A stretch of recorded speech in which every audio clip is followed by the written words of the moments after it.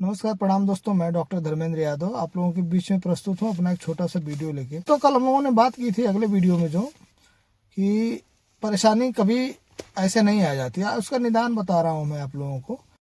इस वीडियो को लास्ट तक देखिएगा। इसमें आप लोगों को कर्ज बढ़ता है, धीरे धीरे बढ़ता है, एक दूसरे को कभी ऑटोमेटिक कर्ज नहीं बढ़ता है।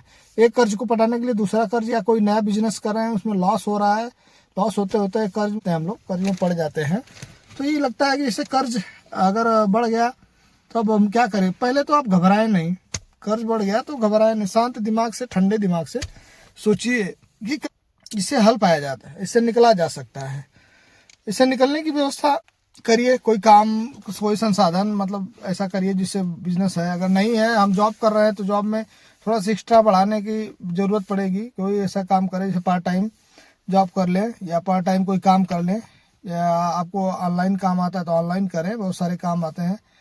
और किसी भी तरह से करके हमको पैसा इकट्ठा करना है। पैसा इकट्ठा करके अगर जब हम अपने कर्ज को भरने की कोशिश करेंगे तो जल्दी से जल्दी सबसे पहला काम करना क्या है, हमको कर्ज भरना कौन सा है जो सबसे ज़्यादा महंगा हो, जो सबसे ज़्यादा कष्ट दे रहा हो। या सब कर्जों की लिस्ट बना लीजिए आप कितना होता है, और कर्जों की लिस्ट बनाने के बाद सबसे पहला ये काम करिए कि आपको कौन कर्ज ज़्यादा इरिटेट कर रहा है।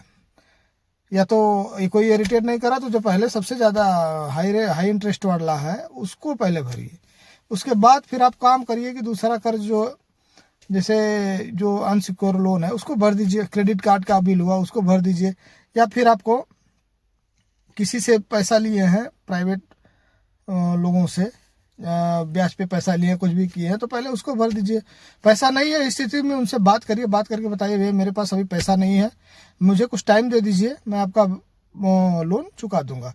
और एक बात ध्यान में रहे कि किसी भी चक्कर में पड़ के आप ऐप लोन ना लें, ऐप लोन ना लें। दूसरा काम ये ना करें कि मतलब बर्डन में कहीं से और ब्याज के पे पैसा उठा के दूसरे का कर्जा भर दे, ये नहीं। और बहुत बुरा चक्र होता है, इस चक्र में फंसते जाएंगे आप तो उभरेंगे नहीं कभी। अगर ये जो ऐप लोन है ये भी बहुत मतलब कम से कम ज़्यादा से ज़्यादा इंटरेस्ट पे मिलता है, कम से कम 2% पर मंथ पे मिलता ही मिलता है। तो दोस्तों इससे बचें, और इससे बचने के बाद फिर आगे प्रोसेस हम लोग देखेंगे क्या करना है। इसको एक जब ठंडे दिमाग से सोचेंगे तो कोई ना कोई हल निकल जाएगा। अगर हो कहीं कुछ भी ऐसा प्रॉपर्टी पास या कुछ भी हो आपके पास, जैसे कुछ भी हो, कोई विकल्प हो तो उसको बेच दीजिए, बेच करके वो कर लीजिए। मान प्रतिष्ठा को बचाते हुए सब काम करिए ताकि आप लोगों का पूरा मान सम्मान भी बचा रहे, सब कुछ हुआ रहे।